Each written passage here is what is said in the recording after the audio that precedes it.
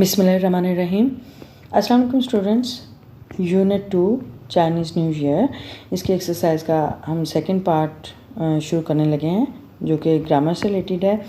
और इससे पहले हम वोकैबुलरी का पार्ट हम कंप्लीट कर चुके हैं, तो आज हम ग्रामर का पार्ट देखते हैं। सबसे पहले उसमें ग्रामर में जो है कलेक्टिव नाउन्स के बारे में ये एक एक्टिविटी है, वो देखते हैं। अच्छा, कलेक्टिव नाउन्स की एक्टिविटी करने से पहले आपको पता होना चाहिए कि what is collective noun. Collective noun is a name of person, place और thing taken together as a whole unit. ठीक है, यानी किसी भी शख्स, चीज़ या जगह के नाम के उसको जो मजमूई तौर पर एक यूनिट के तौर पर, एक इकाई के तौर पर लिया जाए, उसको कलेक्टिव नाउन कहा जाता है। ठीक है, for example gang, crowd, committee, class, crew, audience, family, police, school. ठीक है, तो ये जितने भी taken together as a whole unit उसको हम कलेक्टिव नाउन बोलते हैं। ठीक है, तो यहाँ पे हमारे पास एक्टिविटी है filling the blanks with the correct collective nouns. अच्छा, कलेक्टिव नाउन कौन कौन से हैं? गैंग, यानी गैंग कोई भी ग्रोह, इसका मतलब होता है। क्राउड, हजूम। कमेटी यानी कोई भी यानी बहुत से जो ऑफिशियल्स मुश्तमिल जो मेंबर्स हैं, उन पर मुश्तमिल लोगों को कमेटी का नाम दिया जाता है। उन्हें कोई भी टास्क दिया जाता है तो वो उसको कमेटी का नाम दिया जाता है। इसी तरह क्लास, क्रू, ऑडियंस, फैमिली, ये सारे कलेक्टिव नाउन हैं। ठीक है, क्लास आपको पता है, क्लास कोई भी ग्रुप है उसको, जैसे 1 क्लास है, 2 क्लास है, तो उसको क्लास बोलते हैं। क्रू यानी जहाज़ पे काम करने वाला अमला, उसको क्रू बोलते हैं। ऑडियंस यानी कोई गैदरिंग है, तो जो भी सामीन हैं उनको ऑडियंस का नाम दिया जाता है, उसको ये कलेक्टिव नाउन में आते हैं। इसी तरह फैमिली यानी ख़ानदान के लोग, ठीक है, उसको भी कलेक्टिव नाउन के तौर पे लिया जाता है। अच्छा, यहाँ पे सबसे पहले नंबर 1 है, it is typical for a Chinese dash to make 8 to 9 dishes for the new years ewe dinner. तो यहाँ पे है कि ये चाइनीज़ के लिए मखसूस है कि वो अपने नए साल के डिनर में वो 8 से 9 जो डिशेस हैं वो बनाते हैं। ठीक है, यानी चाइनीज़ ख़ानदान वालों के लिए ये मखसूस है। तो यहाँ पे हमने देखना है कि कौन सा जो है कलेक्टिव नाउन आएगा। इसमें हमारे पास आ रहा है गैंग, क्राउड, ये सारे आप एक दफ़ा यानी ग्लास सेट कर लें और उसके बाद फिर आपको आइडिया हो जाएगा कि यहाँ पे हमारा क्या वर्ड जो है कलेक्टिव नाउन जो है वो कौन सा सूट कर रहा है। तो यहाँ पे हमारे पास चाइनीज़ फैमिली वो सूट कर रहा है, तो वो हम लगाएंगे।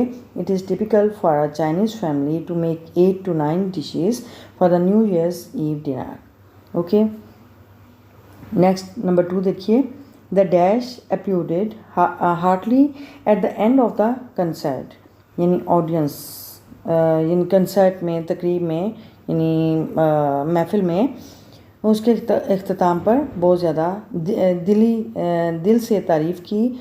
तो यहाँ पे क्या होगा? सराहा या तारीफ़ की, अपीयर्ड सराहा। द ऑडियंस सामीन, सुनने वालों ने कंसर्ट के इख्तिताम पर दिल की गहराइयों से उन्हें सराहा। ठीक है, तारीफ़ की उनकी। ओके, यहाँ पे हमारे पास जो है number 3, the dash has just had a physics lesson, यानी ज़ाहिर फिज़िक्स का जो सबक है वो किसने किया है? The class has just had a physics lesson, यानी क्लास ने अभी फ़िज़िक्स का लेसन ख़त्म किया था, फ़िज़िक्स का सबक ख़त्म किया था। ठीक है, तो हमारे पास कलेक्टिव नाउन क्लास हम इसको यूज़ करेंगे। नंबर 4 है, the dash of robbers was arrested by the police, यानी डाकुओं के ग्रोह को चोरों की तरफ से ये पुलिस की तरफ से गिरफ़्तार किया गया था। तो यहाँ पे हमारे पास जो कलेक्टिव नाउन है, जो हमारे पास ऑप्शन दी गई थी, उनमें जो सूटेबल वर्ड है वो है गैंग। ठीक है, यानी कलेक्टिव नाउन में हम गैंग का वर्ड यूज़ करेंगे नंबर 4 के लिए। The gang of robbers was arrested by the police, यानी डाकुओं का ग्रोह पुलिस ने गिरफ़्तार कर लिया था, या पुलिस की तरफ से डाकुओं का ग्रोह गिरफ़्तार किया गया था।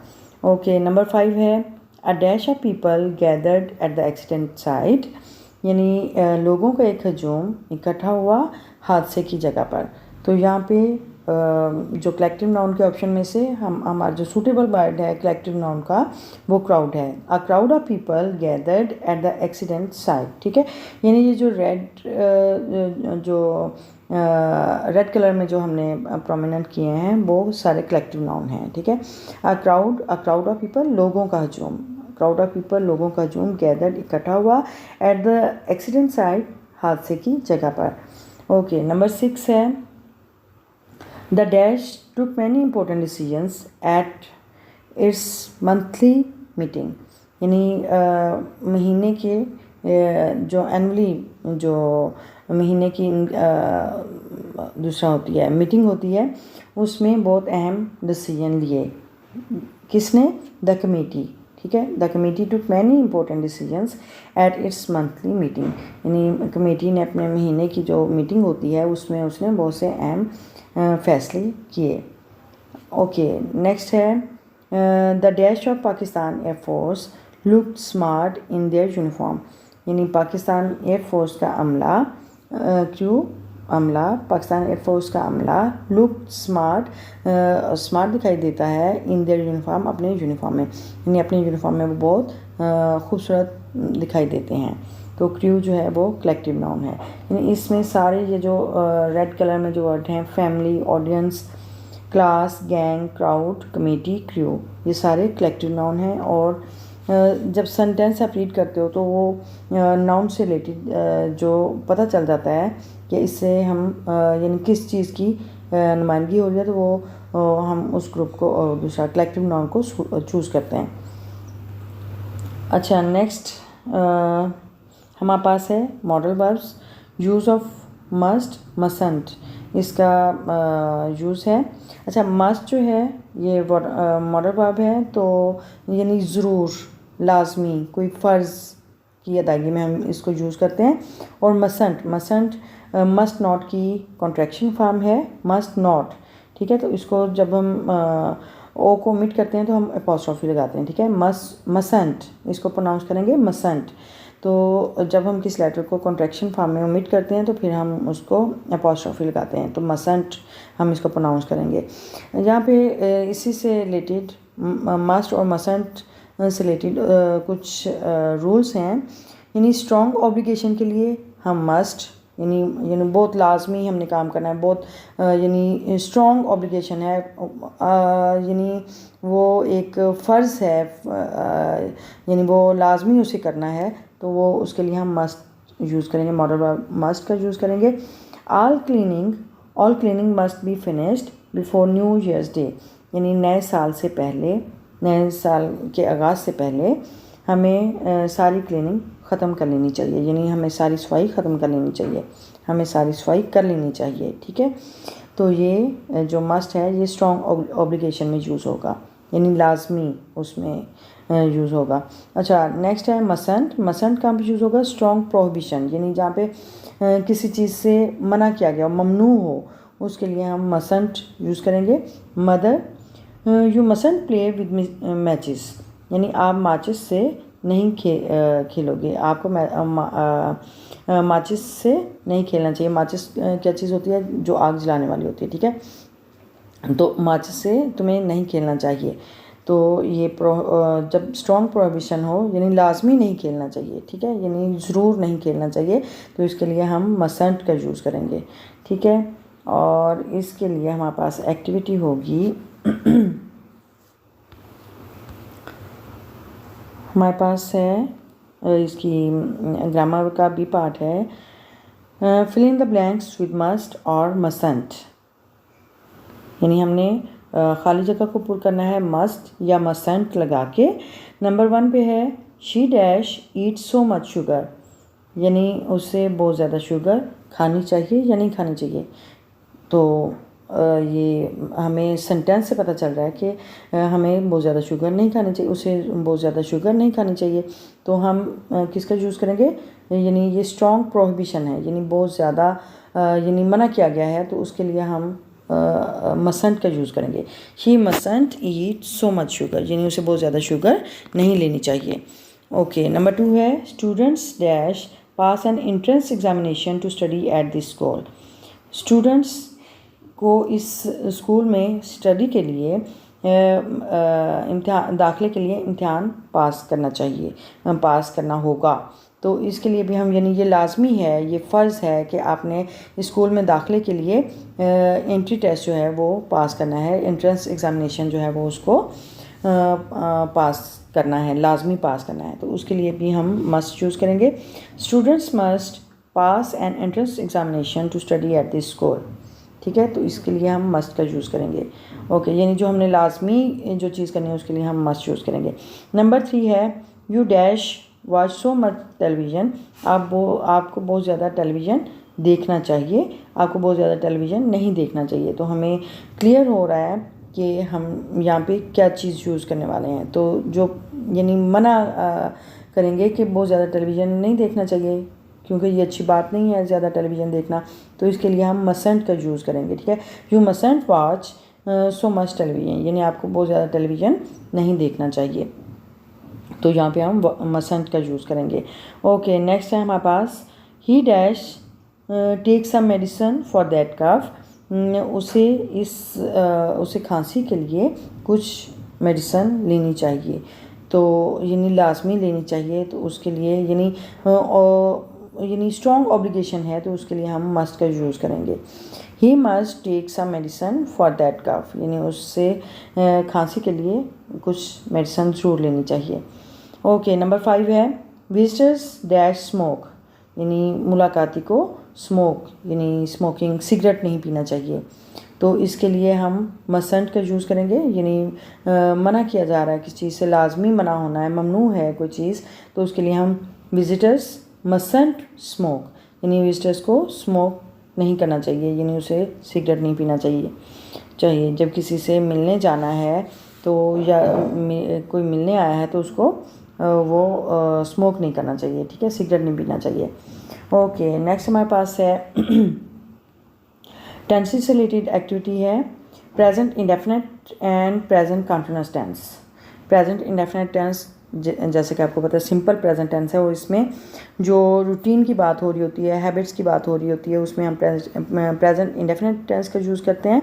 और उसमें डू डज हेल्पिंग वर्ब होते हैं और first form of verb use करते हैं। और प्रेजेंट कंटीन्यूअस टेंस में क्या होता है कि इसमें यानी किसी प्रेजेंट टेंस में किसी काम के जारी रहने का हमें वो इशारा मिलता है, तो उसमें हम प्रेजेंट कंटीन्यूअस टेंस यूज़ करते हैं। उसमें helping verb is am are use होती है, और fourth form of the verb यानी फर्स्ट फॉर्म के साथ ING का यूज़ करते हैं। ठीक है, तो यहाँ पे हम हमारे पास ये एक्टिविटी है, उसको हम सॉल्व करते हैं। मेक द प्रेजेंट इंडेफिनिट और प्रेजेंट कंटीन्यूअस टेंस, यानी हमने प्रेजेंट इंडेफिनिट या प्रेजेंट कंटीन्यूअस टेंस को सेंटेंसेस में यूज़ करना है। नंबर 1 है यू नॉट लाइक, ये ब्रैकेट में है, नॉट लाइक चॉकलेट, यानी आप चॉकलेट को पसंद नहीं करते। तो इसके लिए हम क्या करेंगे, you do not like chocolate, यानी जैसे कि पता है आपको आई वी यू डे, यू दे के साथ हम डू लगाते हैं, और थर्ड पर्सन प्रोनाउन के साथ ही शी इट या कोई भी सिंगुलर जो प्रोनाउन है उसके साथ हम डज लगाते हैं। ठीक है, तो ये यू है, तो इसके साथ हम you do not like chocolate करेंगे, ये प्रेजेंट इंडेफिनिट टेंस है। ठीक है, इसी तरह she bracket not study at the moment यानी अभी फ़िलहाल। ठीक है, अभी की बात हो रही है, तो ये इसके लिए हम यानी फ़िलहाल अभी के लिए जो टेंस यूज़ करेंगे वो होगा प्रेजेंट कंटीन्यूअस टेंस। ठीक है, तो she is not studying at the moment, यानी अभी वो फ़िलहाल या अभी इसी वक्त वो स्टडी नहीं कर रही है, मुतालिया नहीं कर रही है। ठीक है, यानी वो इस टाइम पढ़ाई नहीं कर रही है, तो ये प्रेजेंट कंटीन्यूअस टेंस का यूज़ होगा। नंबर 3 है दे डैश दूसरा bracket not eat dash rice every day, वो हर रोज़ चावल नहीं खाती। तो ये रूटीन की बात हो रही है, यानी आम रूटीन की बात हो रही है, हैबिट की बात हो रही है। तो they do not eat rice every day, वो हर रोज़ चावल नहीं खाते। दे के साथ डू लगेगा, ठीक है। आई वू यू दे के साथ या कोई भी प्लूरल नाउन जो है उसके साथ हम डू लगाते हैं, ठीक है। They do not eat rice every day. Okay, number 4 देखिए, वी ब्रैकेट नॉट वर्क। अच्छा, डैश नाउ यानी नाउ यानी अब, यानी मौजूदा वक्त में हम ये काम नहीं कर रहे हैं, तो ये इसमें प्रेजेंट कंटिन्यूअस टेंस का यूज़ करेंगे। We are not working now यानी हम अभी काम नहीं कर रहे हैं, अब हम काम नहीं कर रहे हैं। नंबर 5 है, इट ब्रैकेट में रेन है अ लॉट हेयर। अच्छा, यहाँ पे देखिए हेयर, यहाँ बारिश होती है, यहाँ बहुत ज़्यादा बारिश होती है, या यहाँ बारिश हो रही है, ये दोनों तरह से यूज़ हो सकता है। It rains a lot here, यहाँ पे बहुत बारिश होती है। It is raining a lot here, यहाँ पे बहुत बारिश हो रही है, ठीक है। तो यहाँ पे दोनों तरह से यूज़ कर सकते हैं। It rains a lot here, यहाँ पे बहुत बारिश होती है, यानी ये एक कह लें कि एक यूजुअल एक कह लें हैबिट रूटीन की बात है कि यहाँ पे बहुत बारिश होती, मामूल है यहाँ पे कि यहाँ पे बहुत बारिश होती है। It rains a lot here, ठीक है, तो ये प्रेजेंट इंडेफिनिट टेंस लगेगा, इट रेन्स, ठीक है। अच्छा, इसी तरह जैसे कि आपको पता है ही शीट के साथ एस या ई एस लगाते हैं, तो यहाँ पे हमने एस लगाया क्योंकि ये इट है। It rains a lot here. Okay, number 6 है, आई ब्रैकेट में जो वर्ब है वो गो है, और ऑन हॉलीडे टुमारो यानी कल, मैं कल छुट्टी करने लगा हूँ या छुट्टी पे जाने वाला हूँ। तो यहाँ पे क्या आएगा, I am going on holiday tomorrow, यानी मैं कल छुट्टी पे जाने वाला हूँ, यानी छुट्टी करने लगा हूँ, छुट्टी करने वाला हूँ, ठीक है। तो उसके लिए हम I am going on holiday tomorrow, यानी मैं कल छुट्टी कर रहा हूँ, ठीक है। तो उसके लिए प्रेजेंट कंटिन्यूअस टेंस का यूज़ करेंगे। ओके, ये हमारा टेंस का पार्ट जो है वो कंप्लीट हुआ, और नेक्स्ट हमारे पास आ जाता है पंक्चुएट द, ये पार्ट डी है ग्रामर पार्ट का। और पंक्चुएट द फॉलोइंग पैराग्राफ, हमने पैराग्राफ को पंक्चुएट करना है, और इसमें हम देखते हैं ज़्यादातर जो कैपिटलाइजेशन और जो है full stop, quotation mark, comma, apostrophe इसका यूज़ किया गया है। यहाँ पे देखते हैं सबसे पहले ऑन द ईव ऑफ। अच्छा, सबसे पहले जब हम सेंटेंस का स्टार्ट लेते हैं तो सेंटेंस का जब स्टार्ट करेंगे तो कैपिटल लेटर से करेंगे, ठीक है। ऑन का ओ जो है वो कैपिटल होगा, ठीक है। On the eve of the Chinese new year. अच्छा, जो प्रॉपर नाउन है उसके साथ भी उसका जो फर्स्ट लेटर है वो भी कैपिटल होना चाहिए, ठीक है। चाइनीज़ प्रॉपर नाउन है, Chinese new year proper noun है, तो इनका जो फर्स्ट लेटर है वो कैपिटल होगा, ठीक है। चाइनीज़ का सी कैपिटल होगा, न्यू का एन कैपिटल होगा, और ईयर का वाई कैपिटल होगा। It is customary to visit relatives and partake in a large dinner where a number of specific foods are served, ठीक है। यानी यहाँ पे हमारा सेंटेंस कंप्लीट हो गया, यानी चीनी नए साल के मौका पर ये आम रिवाज है कि रिश्तेदारों से मिलने जाते हैं, और जो बहुत बड़ा जो ग्रैंड डिनर होता है उसमें हिस्सा लेते हैं, जहाँ पे मखसूस खाने जो हैं वो सर्व किए जाते हैं, पेश किए जाते हैं, ठीक है। यहाँ पे हमारा सेंटेंस कंप्लीट हुआ, तो यहाँ पे हमने फुल स्टॉप लगाया, यहाँ पे आपको रेड डॉट नज़र आ रहा होगा, वो फुल स्टॉप है, ठीक है। यानी सेंटेंस के एंड पे हम फुल स्टॉप लगाते हैं। ओके, नेक्स्ट जब सेंटेंस का आगाज़ होगा तो जब स्टार्ट करेंगे तो उसको हम कैपिटल लेटर से स्टार्ट करेंगे। इट का आई जो है वो कैपिटल होगा। It is typical for a Chinese family, Chinese जो है वो प्रॉपर नाउन है, तो चाइनीज़ का सी कैपिटल होगा, ठीक है। यानी प्रॉपर नाउन का फर्स्ट लेटर जो है वो कैपिटल होगा। Chinese family to make 8 to 9 dishes for the new years ewe dinner. ये न्यू ईयर्स ईव डिनर ये भी एक प्रॉपर नाउन है, यानी नए साल का जो डिनर है उसका जो first letter New years ewe dinner, हर जो फर्स्ट लेटर है वो कैपिटल होगा। न्यू का एन, ईयर्स का ईयर्स, ओके। ईयर्स के यहाँ पे देखिए हमने अपोस्ट्रोफी लगाई है, ईयर्स साल का, ठीक है। यहाँ पे जब हम पोजेशन किसी की वो शो करते हैं तो वहाँ पे हम अपॉस्ट्रोफी के साथ एस यूज़ करते हैं, ठीक है। तो यहाँ पे हमने अपॉस्ट्रोफी के साथ अपॉस्ट्रोफी लगाई और फिर ईव का ई कैपिटल होगा, डिनर यानी ईव यानी नए साल के मौका पर, ठीक है, ये ईव मौका पर। डिनर का डी कैपिटल होगा यानी नए साल के मौका पर डिनर, ठीक है। तो ये जो प्रॉपर नाउन है उनका फर्स्ट लेटर कैपिटल होगा। Because in Chinese the word at quotation mark में यानी इसकी बात हो रही है, ये वर्ड यानी हम मखसूस वर्ड की बात कर रहे हैं, कौन सा, एट मीन्स प्रॉस्पेरिटी, खुशहाली, यानी एट का जो मतलब है, जो उसका एक्सप्लेनेशन है उसको भी हम कोटेशन में करेंगे, प्रॉस्पेरिटी, खुशहाली। And the word nine quotation mark में करेंगे, मीन्स यानी ये एक स्पेसिफिक नंबर है, ठीक है। और 9 का मतलब है लॉन्ग लास्टिंग यानी देर पा, हमेशा रहने वाला, उसको भी कोटेशन में करेंगे, ठीक है। अच्छा, लॉन्ग लास्टिंग, अच्छा यहाँ पे जो कंपाउंड वर्ड्स हैं उनके बीच में हाइफन आता है, तो ये भी हाइफन भी जो है वो पंक्चुएशन मार्क है, तो ये लॉन्ग लास्टिंग के दरम्यान में हमने हाइफन लगाया है, ठीक है। लॉन्ग लास्टिंग एक कंपाउंड वर्ड है, हमेशा रहने वाला। तो ये हमारे जो हैं पंक्चुएशन जो है वो कंप्लीट हुई। हमने पैराग्राफ को पंक्चुएट किया है कैपिटलाइजेशन से, कोटेशन मार्क से, हाइफन से, फुल स्टॉप से, अपॉस्ट्रोफी से, ठीक है।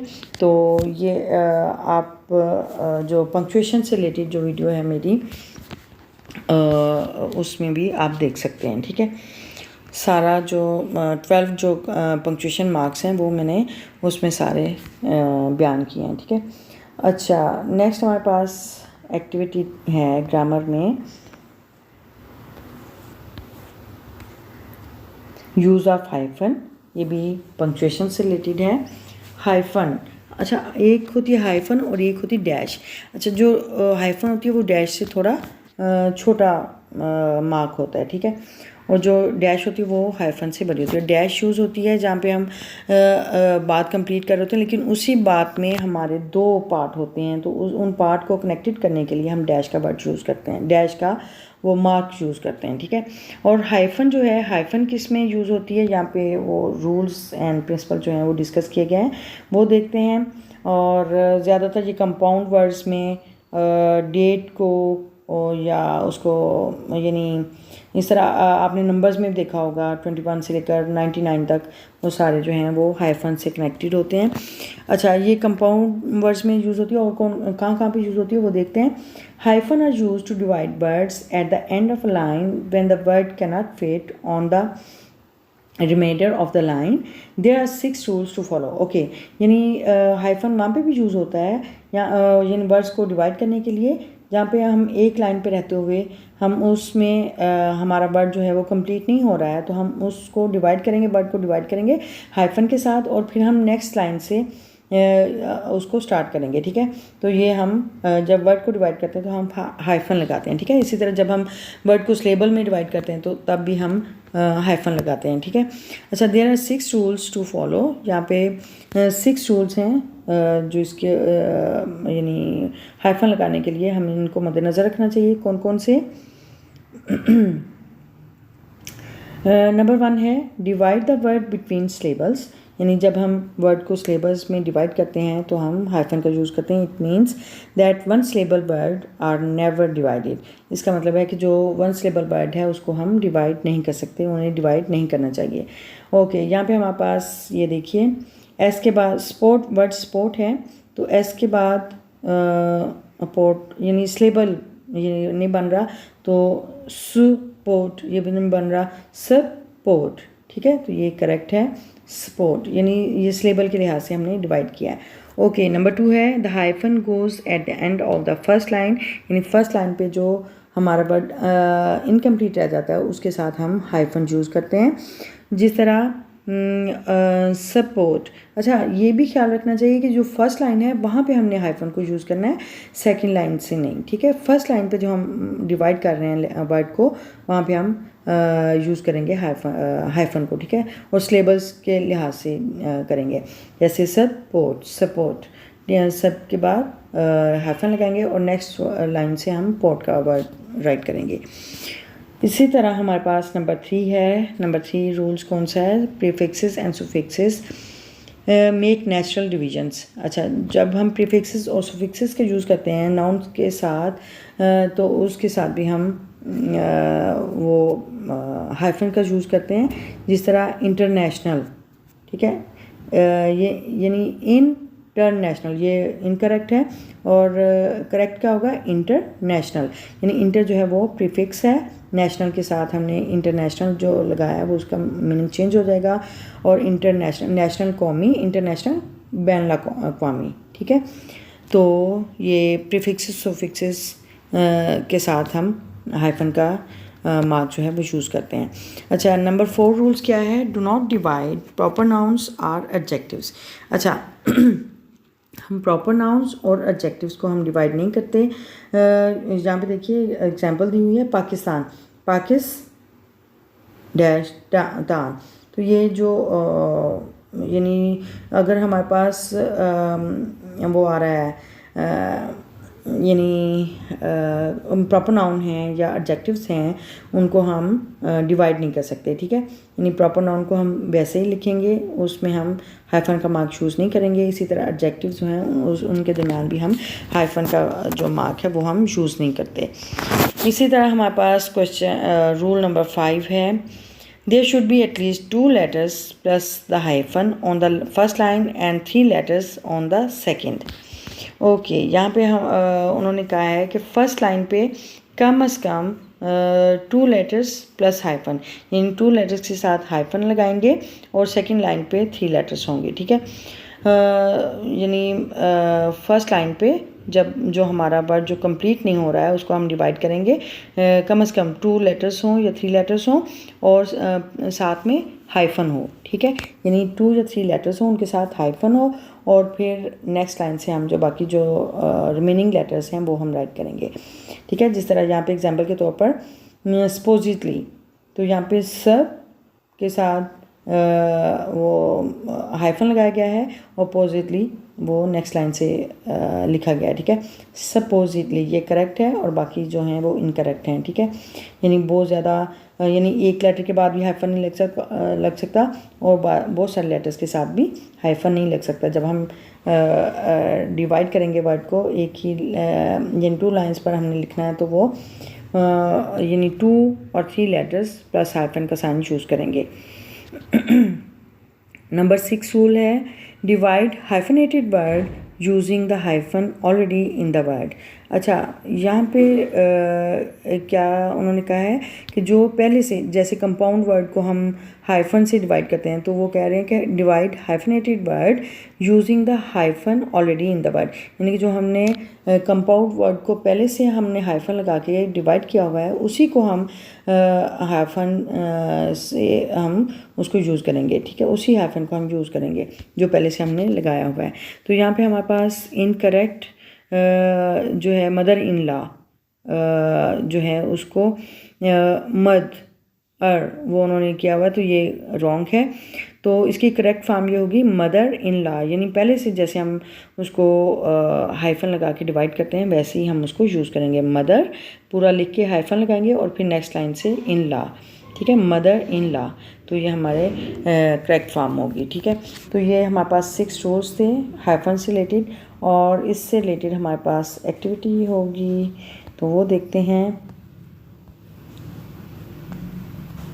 हाँ जी, पार्ट ई है, work in groups and mark hyphens as used in your notebooks.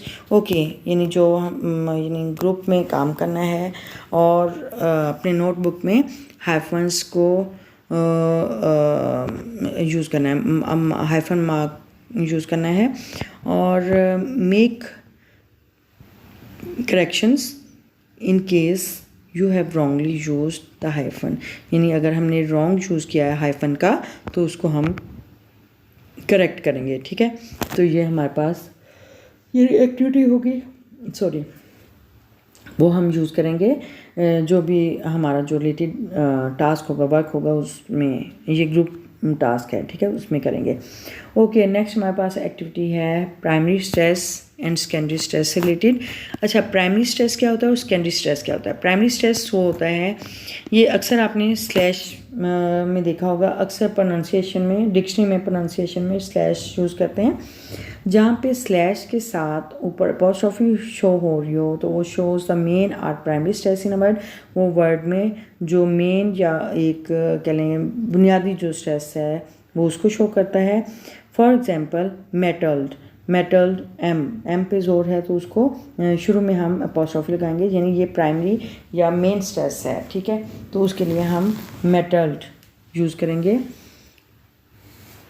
ये अपॉस्ट्रोफी यूज़ करेंगे।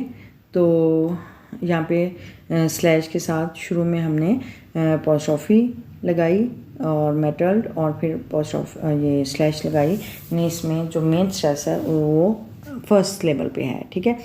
तो उस पे हमने फोकस करना है, उसको स्ट्रेस देना है, ठीक है, यानी वो स्ट्रेस्ड वर्ड है। अच्छा, स्लेबल है, सॉरी। ओके, यहाँ पे नेक्स्ट है द मार्क स्लैश, जहाँ पे स्लैश के साथ नीचे कॉमा की सूरत में दिया गया हो, वो show secondary stress in a word, यानी वो वर्ड में सेकेंडरी स्ट्रेस को शो करता है। For example in the word metamorphic में देखिए, यानी यहाँ पे जो कॉमे के साथ दिया गया है स्ट्रेस है, जैसे मेटा के साथ यानी कॉमा लगाया गया है तो उसको हम सेकेंडरी स्ट्रेस के तौर पे लेंगे, यानी ये इसको ज़्यादा हमने स्ट्रेस नहीं देना है। और मेटामॉर्फिक, मॉर्फिक यहाँ पे अपॉस्ट्रोफी है, मॉर्फिक, तो जो मॉर्फिक है उसको हम ज़्यादा स्ट्रेस देंगे, ठीक है। मॉर्फिक पे ज़्यादा स्ट्रेस आ रहा है तो वहाँ पे हम अपॉस्ट्रोफी का यूज़ करेंगे, ठीक है। यानी जो मेन स्ट्रेस है, जो मेन या प्राइमरी स्ट्रेस है, वहाँ पे हम अपॉस्ट्रोफी यूज़ करेंगे, और जो कॉमा है जहाँ पे यूज़ किया गया है वहाँ पे उसको हमने सेकेंडरी स्ट्रेस के तौर पे लेना है। There secondary stress on the first level, यानी यहाँ पे फर्स्ट लेवल के साथ सेकेंडरी स्ट्रेस है और नेक्स्ट लेवल के साथ हमने वो मेन स्ट्रेस को शो किया है, ठीक है। तो यहाँ पे ये एक डिक्शनरी का पेज है, एग्जाम्पल के तौर पे दिया गया है। और यहाँ पे देखिए, यहाँ पे ये देखिए मैसिया में मेन स्ट्रेस दिया गया है, ये देखिए स्लैश के अंदर अपॉस्ट्रोफी को शो किया गया है तो ये मेन स्ट्रेस को शो कर रहा है, ठीक है। मैसिया, उस पर ज़्यादा स्ट्रेस दिया जा रहा है, ठीक है। नेक्स्ट वर्ड है मैसियानिक, ये वो यानी बोथ स्ट्रेस शो हो रहे हैं इसमें फर्स्ट लेवल के साथ हमने जो है वो सेकेंडरी स्ट्रेस को शो किया है और सेकंड लेवल में मेन स्ट्रेस को शो किया है, ठीक है। सियानिक, इसमें मेन स्ट्रेस आ रहा है सियानिक, यानी डबल जो सेकंड स्लेबल है उसके साथ हमने जो मेन स्ट्रेस है उसको शो किया है, ठीक है। इसी तरह हमारे पास नेक्स्ट वर्ड आ जाता है मैसेस में, यानी उसमें फर्स्ट लेवल के साथ मैसेस, जो फर्स्ट लेवल है उसके साथ हमने जो मेन स्ट्रेस है उसको शो किया है।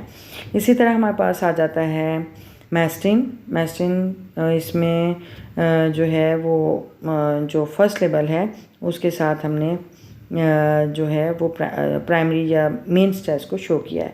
इसी तरह हमारे पास आ जाता है मैसी में भी स्लैश में देखिए प्रोनाउंसिएशन में कि उसमें जो मेन स्ट्रेस है उसको शो किया गया है, यानी जो फर्स्ट लेवल के साथ मेन स्ट्रेस को शो किया, मैसी एम पे स्ट्रेस दिया है, ठीक है, मैसी। ओके, नेक्स्ट है हमारे पास मेस्टिज़ा। तो यहाँ पे देखिए मेस्टिज़ा, तो यहाँ पे हमारे पास मेस पे स्ट्रेस दिया गया है, तो जो स्ट्रेस है वो मेन स्ट्रेस दिया गया, ठीक है। और ये फर्स्ट लेवल के साथ दिया गया है और मेस्टिज़ा, ठीक है। तो नेक्स्ट हमारे पास है मेस्टिज़ा, ये भी वैसे ही शो किया गया है, यानी उसमें सेकंड लेवल के साथ वो हमने फर्स्ट लेवल के साथ हमने मेन स्ट्रेस दिया है, ठीक है। अच्छा, नेक्स्ट है हमारे पास इसमें ये तो डिक्शनरी है ना, इसमें कुछ उस पे दिया है और कुछ में नहीं। अच्छा, यहाँ पे है मेटल्ड, मेटल में एम यानी फर्स्ट लेवल के साथ स्ट्रेस है, मेन स्ट्रेस है। और मेटालिक में यानी जो सेकंड लेवल है टैलिक, इसमें सेकंड लेवल के साथ मेन स्ट्रेस को शो किया जा रहा है। इसी तरह मेटलिफर्स इसमें एम पे भी स्ट्रेस है और वो है सेकेंडरी स्ट्रेस, यानी इस पर इतना स्ट्रेस नहीं देंगे, सेकेंडरी स्ट्रेस है। और मेटलिफर्स, ठीक है, लिफर्स इस पर एल पे ज़्यादा स्ट्रेस है, तो ये मेन जो स्ट्रेस है वो लिफर्स पे होगा सेकंड लेवल पे, ठीक है। तो मेटलिफर्स यानी फर्स्ट लेवल पे सेकेंडरी स्ट्रेस होगा और सेकंड लेवल पे मेन स्ट्रेस होगा। इसी तरह नेक्स्ट हमारे पास आ जाता है मेटलॉइड। यहाँ पे देखिए जो फर्स्ट है मेटलॉइड, एम पे फर्स्ट लेवल पे ज़्यादा स्ट्रेस दिया गया तो वो मेन स्ट्रेस है मेटलॉइड, ठीक है, वो मेन स्ट्रेस है मेटलॉइड। ओके, नेक्स्ट हमारे पास है वर्ड मेटलर्जिस्ट। तो यहाँ पे मेटलर्जिस्ट पे ज़्यादा जो है वो है क्या कहते हैं स्ट्रेस है, तो ये मेन स्ट्रेस जो है मेटलर्जिस्ट यानी थर्ड जो स्लेबल है उस पर होगा, ठीक है। ये जो आप डॉट देख रहे हैं ना बीच में, ये स्लेबल के लिहाज से वर्ड को डिवाइड किया गया है, ठीक है। अच्छा, तो यहाँ पे हमारे पास नेक्स्ट वर्ड है मेटलर्जी में यहाँ पे मेटलर्जिस्ट उसमें एल पे स्ट्रेस दिया गया मेन स्ट्रेस। मेटलर्जी में ट पे ज़्यादा स्ट्रेस है, तो जो मेन स्ट्रेस है वो यानी सेकंड लेवल पे है मेटलर्जी, ठीक है। तो सेकंड लेवल पे मेन स्ट्रेस दिया गया। ओके, नेक्स्ट हमारे पास है मेटल वर्क में मेटल यानी फर्स्ट लेवल के साथ जो है प्राइमरी स्ट्रेस है मेटल वर्क, ठीक है। तो फर्स्ट लेवल के साथ हमने मेन स्ट्रेस को शो किया है। नेक्स्ट हमारे पास आ जाता है मेटामॉर्फिक में यानी बहुत स्ट्रेस आ जाते हैं, यानी फर्स्ट लेवल में हमने सेकेंडरी स्ट्रेस को शो किया है और सेकंड लेवल में मॉर्फिक के साथ हमने जो बेसिक स्ट्रेस है, जो कह लें कि प्राइमरी स्ट्रेस या मेन स्ट्रेस है, उसको शो किया है, ठीक है। यानी बहुत स्ट्रेस शो हो रहे हैं इसमें। अच्छा, यहाँ पे नेक्स्ट हमारे पास है मेटामॉर्फोज। तो यहाँ पे मेटा के साथ जो है वो फर्स्ट लेवल के साथ सेकेंडरी स्ट्रेस को शो किया है। मोफोज के साथ जो मेन स्ट्रेस है उसको शो किया है। मोफोज पे ज़्यादा स्ट्रेस दिया है, ठीक है। अच्छा, ये तो डिक्शनरी से हमारे पास इसकी एग्जांपल होगी। इसके बाद जब हमने इसको अच्छे से समझ लिया कि प्राइमरी स्ट्रेस, मेन स्ट्रेस क्या होता है और सेकेंडरी स्ट्रेस क्या होता है, ठीक है, तो उसके बाद हमारे पास एफ पार्ट जो है ग्रामर का वो एक्टिविटी है look at the sample dictionary page and हमने क्या डिराइव करना है, make a list of words that have both primary and secondary stress. ये अब हम सारा ऊपर कर आए हैं। और नंबर 2 है how many syllables does each of these words have, यानी ये जो वर्ड्स हैं इनके कितने सिलेबल्स हैं। ये मैं आपको पहले बता चुकी हूँ कि अगर वो सिलेबल के लिहाज से वो डिवीजन की होती है तो पता चल जाता है कि कितने सिलेबल्स हैं, ठीक है। डिक्शनरी में सिलेबल का वो हाइफन लगा के बता देते कि कितने सिलेबल हैं, ठीक है। इस तरह नंबर 3 है which syllable has primary stress and which syllable has secondary stress, यानी यानी कौन सा सिलेबल जो है वो उस पर प्राइमरी स्ट्रेस है और कौन से सिलेबल पे सेकेंडरी स्ट्रेस है। तो ये हमारे पास एक्टिविटी है, हम देखते हैं और इसी डिक्शनरी में से हमने उन वर्ड को चूज़ करना है, यानी वो वाले वर्ड चूज़ करने हैं जिन पे दोनों स्ट्रेसेस हैं, यानी प्राइमरी भी और सेकेंडरी भी, और फिर हमने उनको सिलेबल के लिहाज से डिवाइड करना है और फिर हमने ये देखना है कि किस लेवल पे प्राइमरी स्ट्रेस है और किस लेवल पे सेकेंडरी स्ट्रेस है। तो ये एक्टिविटी हम सॉल्व करते हैं। So let's start. यस, ये हमारे पास एक्टिविटी थी कि हमने वर्ड्स की लिस्ट बनानी थी जिसमें हमने प्राइमरी और सेकेंडरी स्ट्रेस को शो करना था, ठीक है। A list of words that have both primary and secondary stresses, और उसी में हमने ये सिलेबल के लिहाज से भी हमने डिवाइड किया वर्ड को, और फिर ये भी हम डिस्कस करेंगे कि कौन से वर्ड पे हमने वो ज़्यादा स्ट्रेस दिया है, वो प्राइमरी स्ट्रेस है और किस पे सेकेंडरी स्ट्रेस है। ठीक है, तो ये हमारे पास फर्स्ट वर्ड है मेसियानिक। मेसियानिक, ये देखिए आपको हाइफन के साथ वो सिलेबल डिवीजन नज़र आ रही होगी। यहाँ पे मेसियानिक, ये 4 सिलेबल वर्ड है, मेसियानिक, मेसियानिक। ठीक है, तो ये 4 सिलेबल वर्ड है और इसका जो ये बोथ स्ट्रेस हैं, यानी इसमें फर्स्ट लेवल के साथ मेसियानिक, मेसी के साथ वो है सेकेंडरी स्ट्रेस है, और जो एनिक यानी थर्ड लेवल के साथ हमने वो प्राइमरी स्ट्रेस को शो किया है। ठीक है, अच्छा इसी तरह हमारे पास सेकंड वर्ड है मैसेस। मैसेस ये इसमें जो फर्स्ट लेवल के साथ, ये 1 लेवल वर्ड है और फर्स्ट लेवल के साथ जो है ज़ाहिर है ये 1 लेवल वर्ड है, तो शुरू में इसके साथ हमने प्राइमरी स्ट्रेस को शो किया, यानी मैसेस उस पर स्ट्रेस थी। ज़ाहिर एक ही लेवल वर्ड है तो इसके साथ शुरू में हमने ये प्राइमरी स्ट्रेस को शो किया है। ओके, नंबर 3 है मेटल लिफर्स। मेटल लिफर्स, तो ये मेटल के साथ हमने ये जो ये भी 4 लेवल वर्ड है, मेटल लिफर्स, मेटल लिफर्स, मेटल लिफर्स। ठीक है, तो जो मैटर है उसके साथ हमने सेकेंडरी स्ट्रेस को शो किया है, और लिफर्स के साथ हमने यानी जो सेकंड लेवल है उसके साथ हम प्राइमरी स्ट्रेस को शो करेंगे। यानी फर्स्ट लेवल के साथ हमने प्राइमरी सेकेंडरी स्ट्रेस को शो किया और सेकंड लेवल के साथ हमने प्राइमरी स्ट्रेस को या मेन स्ट्रेस को शो किया है। ओके, नेक्स्ट हमारे पास नंबर 4 मेटामॉर्फिक। मेटामॉर्फिक यानी 3 लेवल वर्ड है और इसके साथ मेटा के साथ हमने सेकेंडरी स्ट्रेस को शो किया है, सेकेंडरी स्ट्रेस शो होगा, और मॉर्फिक के साथ हम प्राइमरी स्ट्रेस या मेन स्ट्रेस को शो करेंगे। ठीक है, मेटामॉर्फिक, ठीक है, मॉर्फिक सेकंड लेवल के साथ प्राइमरी स्ट्रेस शो होगा। नंबर 5 है मेटामॉर्फोज। ये 3 लेवल वर्ड है, मेटामॉर्फोज। ओके, ये इसके साथ जो फर्स्ट लेवल वर्ड है उसके साथ हमने सेकेंडरी स्ट्रेस को शो किया, और जो सेकंड लेवल है मॉर्फ, तो उसके साथ हमने प्राइमरी स्ट्रेस को शो किया। ठीक है, तो ये वो वर्ड थे जिनमें दोनों जो हैं यानी प्राइमरी और सेकेंडरी दोनों स्ट्रेस शो हो रहे थे।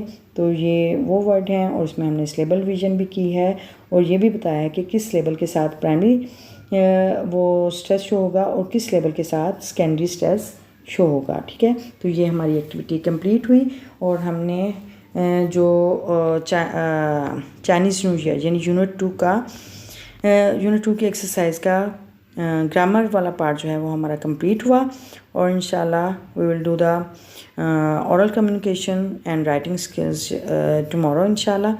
And if you have learned something useful from this video, please like the video and place a good comment in the comment box also, and share the video with your friends, relatives and siblings. Okay, and if you are the new one on this channel, please subscribe my channel and support my channel, and don't forget to press the bell icon button so that you see the new notification of new lesson.